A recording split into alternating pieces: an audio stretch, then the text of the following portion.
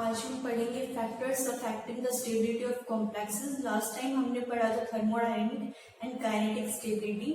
आज हम पढ़ेंगे कि कौन कौन से फैक्टर्स हैं जो स्टेबिलिटी को इफेक्ट करते हैं। देखो, जो हमारा कॉम्प्लेक्स होता है, ये कोई भी सपोज कर लो हमारा कॉम्प्लेक्स है। हमारा कॉम्प्लेक्स किससे मिलके बनता है? मेटल और लिगेंड से। इसका मतलब जो हमारे कॉम्प्लेक्स की स्टेबिलिटी है उसको भी ये दो ही चीजें इफेक्ट कर सकती हैं, या तो हमारा मेटल इफेक्ट कर सकता है या फिर हमारा लिगेंड इफेक्ट कर सकता है। अब मेटल में क्या क्या चीजें हैं जो इफेक्ट कर सकती हैं स्टेबिलिटी को? देखो, मेटल में हमारे पास मेटल का चार्ज इफेक्ट कर सकता है। सेकेंड, हमारा size. Third, charge distribution on metal ion.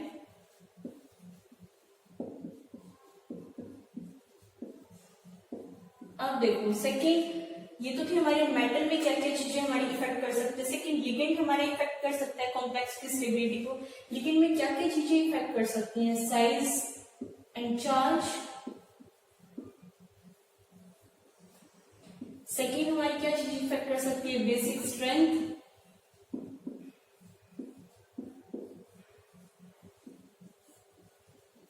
Third, हमारी क्या चीज इफेक्ट कर सकती है? Presence of ring size, presence of ring की प्रेजेंस में फिर हमारे पास फर्दर फैक्टर्स है जो इफेक्ट कर सकते हैं। वो कौन से हो सकते हैं? चिलेट इफेक्ट,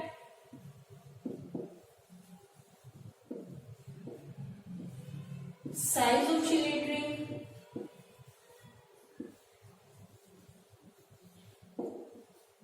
और हमारा नंबर ऑफ चिलेट रिंग्स। ठीक है, फिर हमारा कौन सा फैक्टर जो इफेक्ट कर सकता है? Steric effect. तो ये कुछ फैक्टर्स होंगे जो हम वन बाय वन पढ़ेंगे, जो हमारी कॉम्प्लेक्स की स्टेबिलिटी को इफेक्ट करेंगे। ठीक है, हमारे पास कॉम्प्लेक्स दो चीजों से मिलकर बनता है, मेटल और लिगेंड। मेटल में क्या क्या चीजें हैं जो स्टेबिलिटी को इफेक्ट कर सकती है? मेटल का चार्ज, मेटल का साइज और चार्ज डिस्ट्रीब्यूशन मेटल आयन। फिर लिगेंड में हमारे पास क्या क्या चीजें हैं जो कॉम्प्लेक्स की स्टेबिलिटी को इफेक्ट कर सकती हैं? उसका size and charge. Second, basic strength. Third, हमारी रिंग की प्रेजेंस, उसमें हमारे पास further chelate effect, size of chelate ring. Third, number of chelate ring और हमारा स्टेरिक इफेक्ट। अब हम वन बाय वन ये सारे फैक्टर्स को पढ़ेंगे। फर्स्ट हम स्टार्ट करेंगे नेचर ऑफ मेटल आयन से। मेन हमारे क्या क्या है जो चीजें इफेक्ट डालते हैं? नेचर ऑफ मेटल आयन और नेचर ऑफ लिगेंड आयन। फिर उसमें फर्दर सब डिवीजन है कि मेटल में कौन कौन से फैक्टर्स हैं जो हमारी स्टेबिलिटी को इफेक्ट कर सकते हैं। ठीक है, फर्स्ट क्या होगा हमारा? Nature of central metal ion.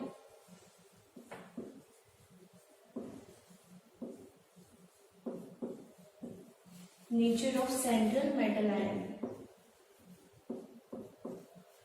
ठीक है, इसमें हमारा क्या होगा? सबसे पहले charge on central metal ion.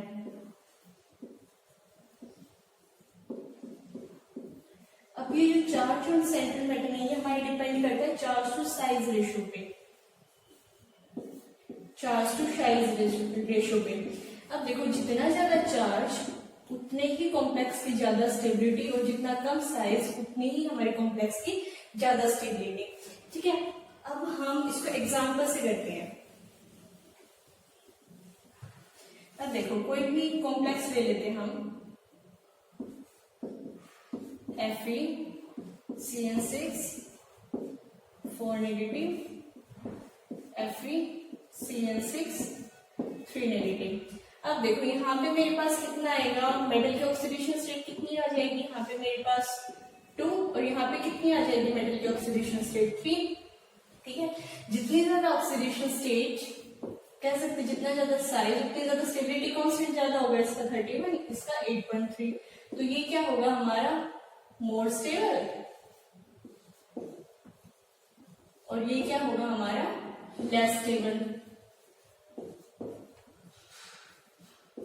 ठीक है, ये तो हमारा charge on metal ion. Second factor क्या होता है हमारा? साइज। का साइज भी इफेक्ट कर सकता है। साइज में हमने क्या पढ़ा? अभी चार्ज साइज रेशियो पढ़ी थी, उसमें क्या देखा कि हमारा साइज छोटा होगा तो हमारा कॉम्प्लेक्स ज्यादा स्टेबल होगा। सेकेंड फैक्टर है हमारा साइज। ठीक है, अब साइज, जितना साइज कम, less size, complex more stable.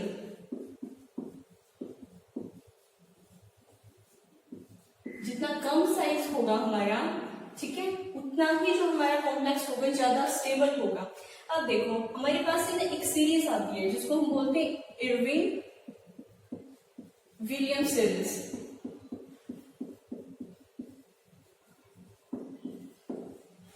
ठीक है, ये बाइवलेंट की एक सीरीज होती है, बाइवलेंट मेटल आयन की, वो भी कौन सी, हमारी जो 3D फर्स्ट जनरेशन सीरीज होती है ना 3D मेटल्स आयन की, उनकी एक सीरीज है हमारे इरविंग विलियम सीरीज। एक्चुअली ये दो साइंटिस्ट है हमारे पास, इरविंग और विलियम, इन्होंने एक सीरीज दी थी, ठीक है, डाइवैलेंट मेटल की।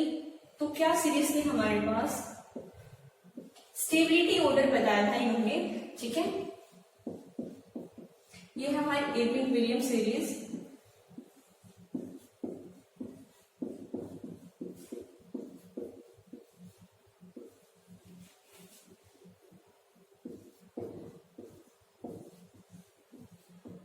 देखो ये इरविंग विलियम सीरीज हमें स्टेबिलिटी ऑर्डर बताती है। जैसे जैसे साइज, यहाँ पे हम लेफ्ट टू राइट जा रहे हैं तो हमारा क्या है, साइज डिक्रीज हो रहा है।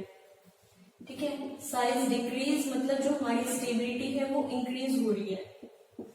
ठीक है, स्टेबिलिटी हमारी इंक्रीज होती चली जाएगी इस सीरीज में। अब यहाँ पे देखो एक पॉइंट हमें ध्यान रखना है कि जो कॉपर है वो ज्यादा स्टेबल होता है as compare to zinc.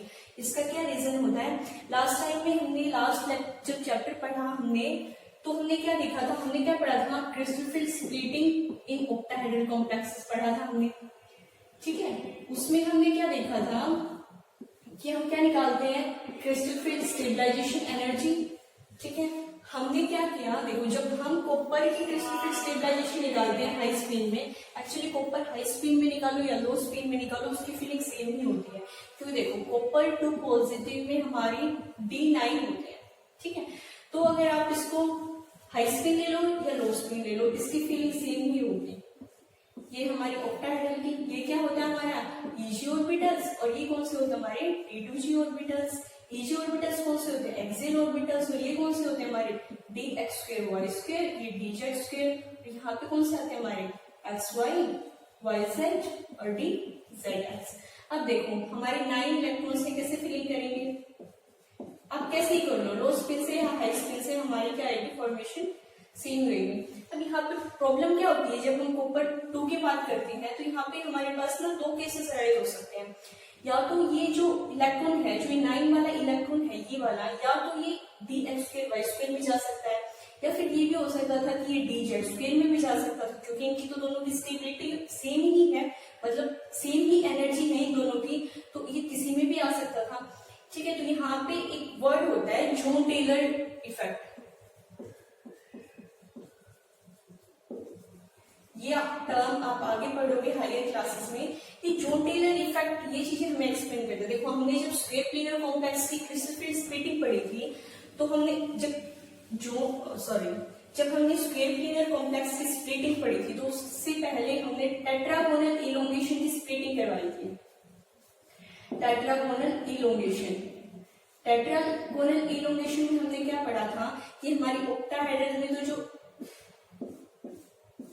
Ligands होते हैं ऑक्टाहेड्रल के कॉर्नर्स पे होते हैं और सेम डिस्टेंस पे होते हैं हमारे लिगेंड्स। लेकिन इलोंगेशन में क्या होता है, सपोज कर लो ये हमारी क्या थी, z एक्सिस, ये थी हमारी x एक्सिस और ये थी हमारी y एक्सिस। अगर मैं एक एक्सिस को इलोंगेट कर देती हूँ ना, हमने क्या किया था कि z एक्सिस को इलोंगेट कर दिया था, इसको इलोंगेशन करवा दिया था हमने। ठीक है, इलोंगेशन करवाने से क्या हुआ था कि स्प्लिटिंग हो गई थी फर्दर, किसकी, dz2 की, और dxy में फर्दर स्प्लिटिंग हो गई थी, इसकी एनर्जी डिक्रीज हो गई थी, और x2 y2 की एनर्जी हमारी इंक्रीज हो गई थी। तो यहाँ पे क्या है, हमारे पास दो केसेस अराइज हो सकते हैं। अब इलोंगेशन के साथ साथ हमारा कॉम्प्रेशन भी तो हो सकता था, मतलब ये इलोंगेट हुई, ये कॉम्प्रेस भी तो हो सकती थी। मतलब ये सारी चीजें हैं जो इसको कॉपर की स्टेबिलिटी को इफेक्ट करती है। यहाँ पे जो हमारी कॉपर की जब हम फीलिंग करते हैं, क्रिस्टल फील्ड स्टेबलाइजेशन एनर्जी निकालते हैं, तो वहां पे जो हम उसकी शेप देखते हैं तो वो क्या होती है, डिस्टॉर्टेड ऑक्टाहेड्रल। ठीक है, मतलब मेन जो हमारा जॉन टेलर इफेक्ट होता है वो इसके लिए रीजन रीजन होता है, इसकी स्टेबिलिटी का रीजन होता है जॉन टेलर इफेक्ट, जो हम आगे हायर क्लासेस में पढ़ेंगे। जॉन टेलर इफेक्ट में यही होता है कि जो हमारा टेट्रागोनल इलोंगेशन होता है और टेट्रागोनल कंप्रेशन होता है, मतलब कि जो उसकी शेप होती है, वो ज्योमेट्री होती है, वो डिस्टॉर्टेड ऑक्टाहेड्रल होती है। वो कंप्लीट ऑक्टाहेड्रल ज्योमेट्री नहीं होती, उसकी क्या होती है, डिस्टॉर्टेड ऑक्टाहेड्रल, जिसकी वजह से उसकी स्टेबिलिटी इंक्रीज हो जाती है। ठीक है, अब हमारे थर्ड फैक्टर क्या आता है, charge distribution on metal ion. Charge distribution या फिर हम कह सकते हैं इलेक्ट्रोनेगेटिविटी। ठीक है, थर्ड हमारा क्या था, मेटल में इलेक्ट्रोनेगेटिविटी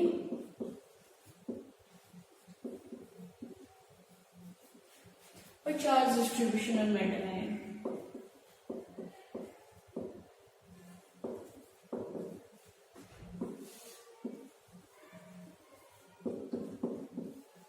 अब देखो, हमारे पास 3 साइंटिस्ट थे, चैट, डेविस। उन्होंने क्या किया, मेटल को ना 2 कैटेगरीज में डिवाइड कर दिया। ठीक है, एक कैटेगरी ए, मेटल ए और मेटल बी। ठीक है, हमारे पास साइंटिस्ट थे, उन्होंने क्या किया, कुछ चैट और डेविस हमारे पास साइंटिस्ट थे, उन्होंने क्या किया, मेटल को 2 कैटेगरीज में डिवाइड कर दिया, मेटल ए और मेटल बी। अब जो मेटल ए थे वो कौन से थे, जो ज्यादा इलेक्ट्रोपॉजिटिव होंगे, फेयरली इलेक्ट्रोपॉजिटिव। वो कौन से हो सकते हैं, हमारे पास alkali metal, alkaline earth metal,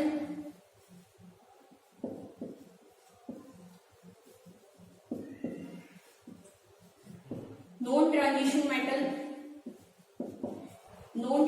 metals,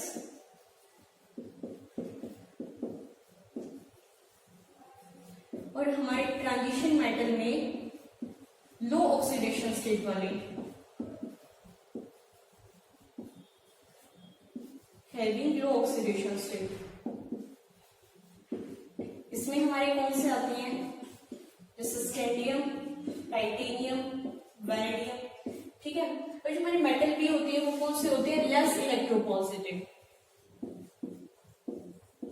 less electropositive में हमारे पास कौन से आएंगे, जैसे कि हमारे पास platinum, palladium, silver, gold.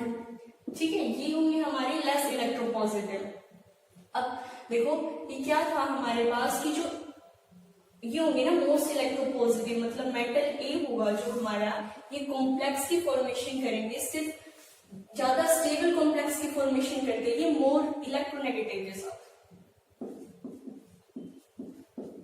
More electronegative जैसे फ्लोरीन, ऑक्सीजन, नाइट्रोजन। ठीक है, देखो मेटल को 2 कैटेगरीज में डिवाइड कर दिया, मेटल ए और मेटल बी। मेटल ए कौन से होंगे, जो हमारे ज्यादा इलेक्ट्रोपॉजिटिव मेटल्स होंगे। कौन से हो सकते हैं, alkali metal, alkaline earth metals, हमारे नॉन ट्रांजिशन मेटल और ट्रांजिशन मेटल्स में जिनकी कम ऑक्सीडेशन स्टेट होती है, जैसे स्कैंडियम, टाइटेनियम, वैनेडियम।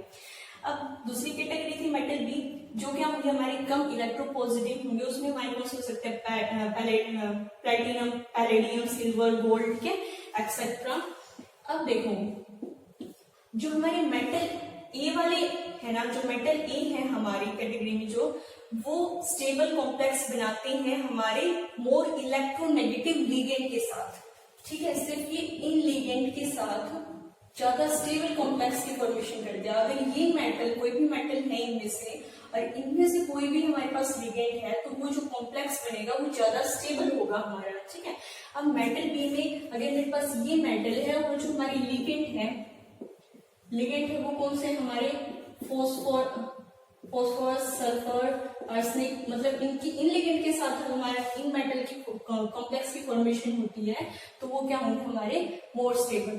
ठीक है, इसमें क्या था, हमारे मेटल आयन को 2 कैटेगरीज में डिवाइड कर दिया, मेटल ए और मेटल बी। जो हमारे ज्यादा स्टेबल, जो मोस्ट इलेक्ट्रोपॉजिटिव मेटल है, वो हमारे मोस्ट इलेक्ट्रोनेगेटिव लिगेंड के साथ अगर कॉम्प्लेक्स की फॉर्मेशन करते हैं तो वो ज्यादा स्टेबल कॉम्प्लेक्स की फॉर्मेशन करेंगे, और कम इलेक्ट्रोपॉजिटिव, हमारे कम इलेक्ट्रोनेगेटिव लिगेंड के साथ अगर कॉम्प्लेक्स की फॉर्मेशन करते हैं तो वो हमारे क्या करेंगे, स्टेबल कॉम्प्लेक्स की फॉर्मेशन करेंगे। ठीक है, ये थे हमारे मेटल के 3 फैक्टर्स।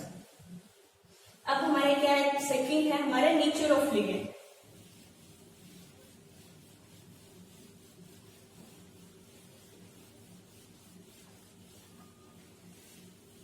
नेचर ऑफ लिगेंड में हमारा फर्स्ट क्या था, सेकंड क्या हमारा nature of ligand.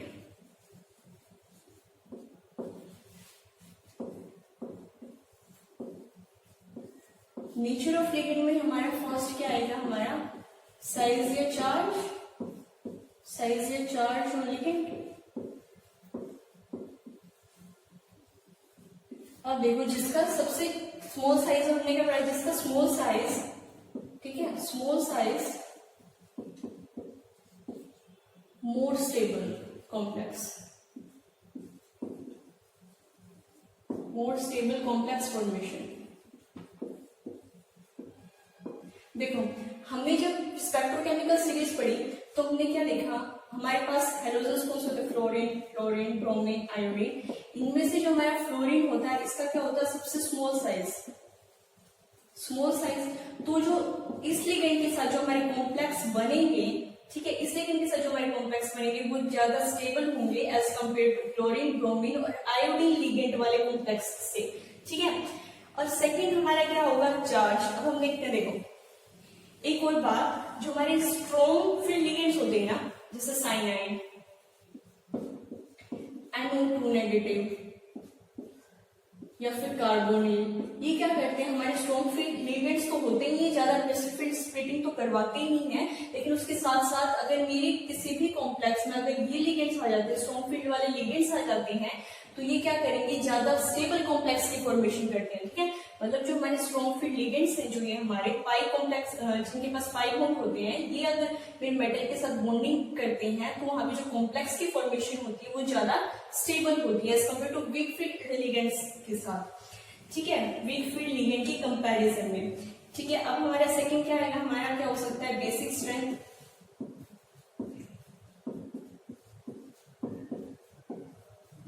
Basic strength से हम क्या समझते हैं, देखो हमारे पास कॉम्प्लेक्स में दो ही चीजें होती हैं, क्या होता है, मेटल होता है और लिगेंड होता है। हमारा कॉम्प्लेक्स है, दो ही चीजों से बनता है, मेटल और लिगेंड। अब मेटल क्या होता है हमारा, इलेक्ट्रॉन डेफिशिएंट, स्टार्टिंग से पढ़ता है, मेटल क्या होता है, इलेक्ट्रॉन डेफिशिएंट, और लिगेंड क्या करता है हमारा, इलेक्ट्रॉन डोनेट करता है, ठीक है। जितने ज्यादा हमारी लिगेंड की इलेक्ट्रॉन डोनेट करने की टेंडेंसी होगी, जितना ज्यादा अच्छा लिगेंड इलेक्ट्रॉन डोनर होगा, ठीक है, जितना अच्छा डोनर, ठीक है, उतनी ही ज्यादा उसकी बेसिक स्ट्रेंथ। जैसे हमारे जैसे साइनाइड है, ये अच्छा इलेक्ट्रॉन डोनर है, ठीक है, कार्बोनिल है हमारा, ये अच्छा इलेक्ट्रॉन डोनर है, तो ये क्या करेंगे, ये बेसिक स्ट्रेंथ को इंक्रीज कर देते हैं। जितना अच्छा इलेक्ट्रॉन डोनर होगा, जितनी ज्यादा उसकी एबिलिटी होगी इलेक्ट्रॉन डोनेट करने की, उतनी ही ज्यादा कॉम्प्लेक्स की स्टेबिलिटी होगी, ठीक है। तो ये बेसिक स्ट्रेंथ से क्या मतलब है कि इलेक्ट्रॉन डोनेट करने की जितनी ज्यादा अच्छी लिगेंड की टेंडेंसी होगी, मान लो हमारे पास इलेक्ट्रॉन डोनर लिगेंड्स हैं, तो उनकी क्या है, उतनी स्ट्रॉन्ग टेंडेंसी है मेटल को इलेक्ट्रॉन डोनेट करने की, और वो क्या करेंगे, स्टेबल कॉम्प्लेक्स की फॉर्मेशन करेंगे। अब थर्ड क्या होगा हमारा फैक्टर, थर्ड फैक्टर हमने पढ़ा था presence of ring.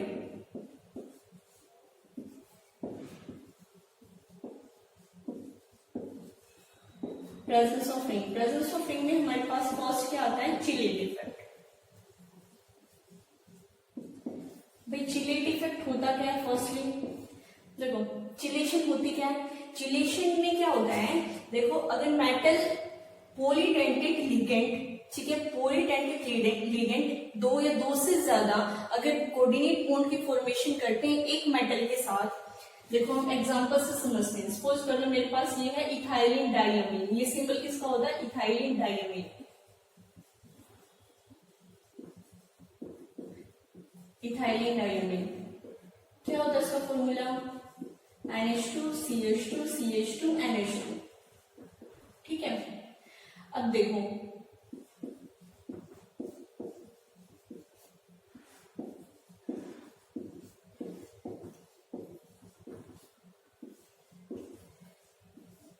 Chelate effect क्या होगा, पॉलीडेंटेट लिगेंड, ठीक है, फॉर्म पॉलीडेंटेट लिगेंड फॉर्म करते हैं, दो या दो से ज्यादा कोऑर्डिनेट बॉन्ड की फॉर्मेशन करते हैं एक सिंगल मेटल के साथ। देखो यहाँ पे दो बॉन्ड की फॉर्मेशन और एक पॉलीडेंटेट लिगेंड है, क्योंकि इसमें एक से ज्यादा डोनर एटम्स हैं, ठीक है, जिसमें एक से ज्यादा हमारे पास डोनर एटम्स होते हैं, वो क्या होते हैं, पॉलीडेंटेट, मतलब बाइडेंटेट भी हो सकते हैं, ट्राइडेंटेट भी हो सकते हैं, ठीक है, जिसमें जिस लिगेंड में हमारे एक से ज्यादा डोनर एटम्स नहीं, दो डोनर एटम है नाइट्रोजन के पास, ये डोनर एटम है, ये भी डोनर एटम है, तो एक से ज्यादा डोनर एटम हो तो उसको क्या बोलते हैं, polydentate ligand.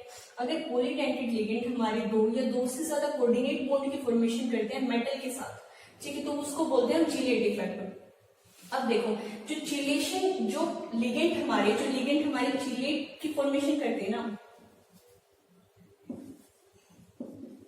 Chelate ligand more stable complex formation करते हैं।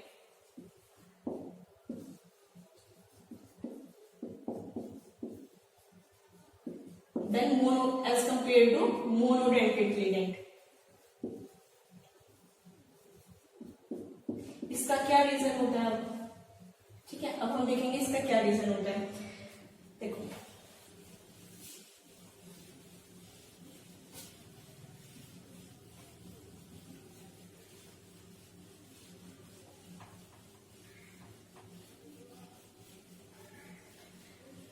सपोज कर लो हमारे पास एग्जाम्पल से समझते हैं, उसको अच्छे से समझ आएगा। देखो न्यूट्रल लिगेंड में आप कुछ भी ले सकते हैं, अमोनिया ले लो, NH3 ले लो या फिर वाटर ले लो, ठीक है, ये हमारे है न्यूट्रल लिगेंड। न्यूट्रल लिगेंड भी है और मोनोडेंटेट भी है, ठीक है, न्यूट्रल के साथ साथ क्या है, मोनोडेंटेट भी है। मोनोडेंटेट क्यों है, मोनोडेंटेट का मतलब होता है सिर्फ एक डोनर साइट होगी इनके पास एक ही डोनर साइट है, यहाँ पे नाइट्रोजन डोनर साइट है, यहाँ पे क्या ऑक्सीजन के लोन पेयर डोनर साइट है, यहाँ पे नाइट्रोजन के, ठीक है, तो ये यहाँ पे क्या एक ही डोनर साइट है, तो ये क्या होंगे, मोनोडेंटेट, ठीक है। अब मेरे पास पॉलीडेंटेट में ले लो इथाइलिन डाइअमीन, ये पॉलीडेंटेट है, हमने इसका स्ट्रक्चर पढ़ा था,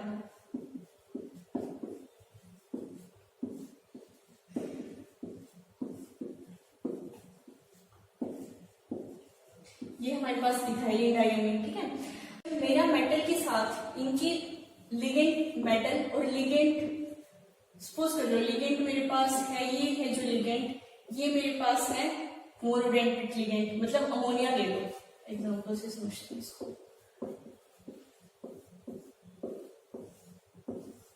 ठीक है, ये कॉम्प्लेक्स है हमारा, ठीक है, ये कॉम्प्लेक्स है हमारा।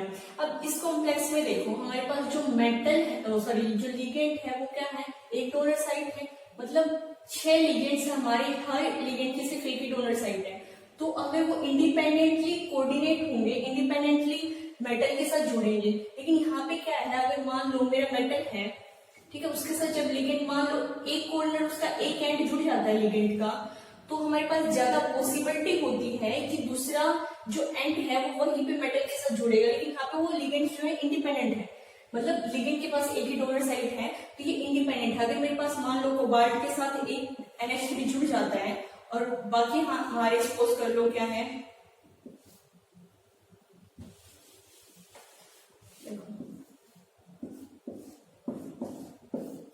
सपोज कर लो यहाँ पे मेरी कॉम्प्लेक्स की फॉर्मेशन होती है, यहाँ पे मेरे साइन है वाटर थे स्टार्टिंग में, ठीक है, लेकिन हमारे पास क्या होता है, जब कॉम्प्लेक्स की फॉर्मेशन होती है तो मेरे पास एक लिगेंड जुड़ेगा, फिर सेकंड लिगेंड जुड़ेगा, फिर थर्ड लिगेंड जुड़ेगा, फिर हमारे पास फोर्थ NH3 जुड़ेगा, ठीक है। यहाँ पे जो हमारे पास नाइट्रोजन है मोनोडेंटेट है, इसके पास इंडिपेंडेंट है, ये इसके साथ जुड़ गया तो दूसरे को फोर्स नहीं कर सकता कि भाई यहीं भी जुड़ेगा।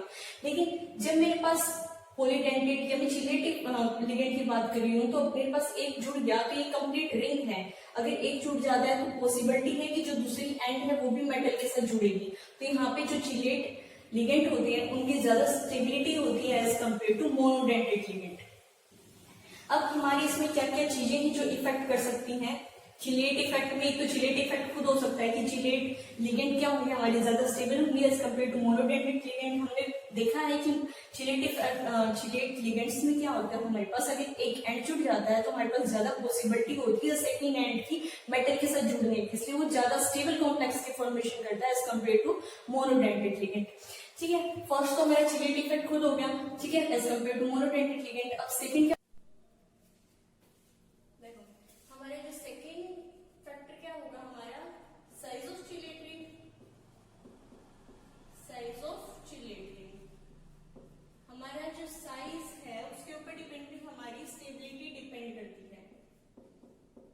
जो हमारी 5 मेंबर रिंग होती है, 5 मेंबर चिलेट रिंग वो ज्यादा स्टेबल होती है,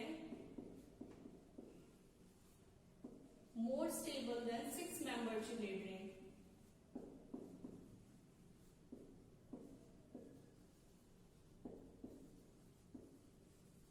5 मेंबर चिलेट रिंग हमारी ज्यादा स्टेबल होती है as compare to 6 member chelate ring. कब जब हमारा लिगेंड का जो एटम है मेटल के साथ सिंगल बॉन्ड से ज्वाइन होगा, तब सिंगल बॉन्ड से जुड़ा होता है हमारा लिगेंड का एटम मेटल से, तो हमारी 5 मेंबर ज्यादा स्टेबल होती है।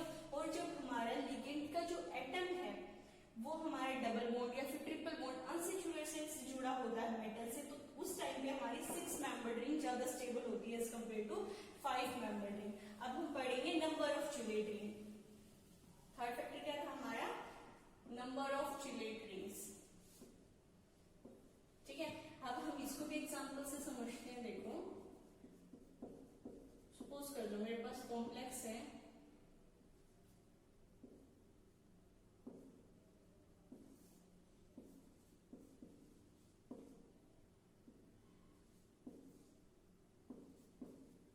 सपोज कर लो मेरे पास 3 कॉम्प्लेक्स है। ठीक है, अब देखो इसमें क्या होता है, तो मोनोडेंटेट लिगेंड है, ये क्या हमारा चिलेट लिगेंड है। इसके कंपैरिजन में ये क्या होगा हमारा लेस स्टेबल, और ये क्या होगा हमारा मोर स्टेबल। या फिर ये भी कह सकते हैं यहाँ पे तो रिंग नहीं है और यहाँ पर रिंग है, रिंग के प्रेजेंस में हमारा क्या होगा कॉम्प्लेक्स ज्यादा स्टेबल होगा। और अब देखो इसमें क्या होगा, हमारे पास रिंग बढ़ जाती है। ठीक है, इसमें क्या है, रिंग बढ़ रही है हमारे। इसमें क्या होता है, हमारा जो कोबाल्ट होता है 4 नाइट्रोजन से जुड़ा होता है। ठीक है, तो हमारी रिंग है ऐसी रिंग बनती जाती है CH2 CH2 NH2 NH CH2 CH2।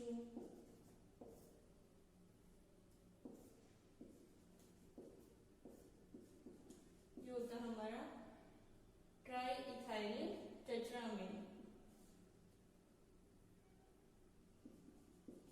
ठीक है, अब यहाँ पे क्या हमारी रिंग बढ़ती जा रही है, तो ये क्या होगा और भी ज्यादा स्टेबल होगा as compare to ethylene diamine वाले लिगेंड से, तो ये क्या होगा मोस्ट स्टेबल। ठीक है, अब हमारा आता है फोर्थ फैक्टर, वो क्या होता है हमारा स्टेरिक इफेक्ट।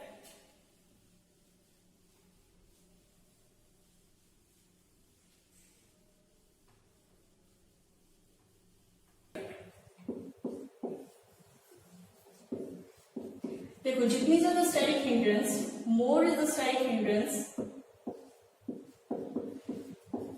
उतना ही जो हमारा कॉम्प्लेक्स होगा कम स्टेबल होगा।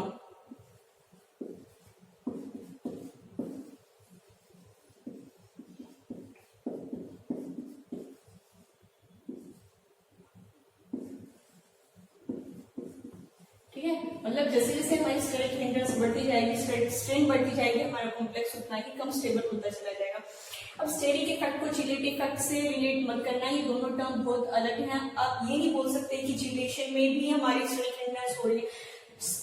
चिलेशन और स्टेरिक जो इफेक्ट है दोनों के ही अलग अलग होते हैं। आप चिलेशन को और स्टेरिक इफेक्ट को मिक्स नहीं कर सकते। चिलेशन एक अलग फैक्टर है और स्टेरिक एक हमारा अलग फैक्टर होता है। मतलब लिगेंड की बहुत ज्यादा रिपल्शन हो रही है, लिगेंड की बहुत बड़ा बड़ा साइज है, मान लो, देखो एग्जाम्पल से करते हैं इसको भी। अब हमने क्या पढ़ा था, इथाइलिन डायमीन। इथाइलिन डायमीन क्या होता है, NH2 CH2 CH2 NH2। ये क्या है, मोर स्टेबल है। ठीक है, स्टेबल होता है क्योंकि चिलेशन है, चिलेशन की वजह से ज्यादा स्टेबल कॉम्प्लेक्स है। अब देखो इसी कॉम्प्लेक्स में अगर मैं सब्स्टिट्यूट कर देती हूँ, सब्स्टिट्यूटेड इथाइलिन डायमीन की बात करूं, मतलब जो यहाँ पे हाइड्रोजन है उसकी जगह उसको मैं CH3 से रिप्लेस कर देती हूँ।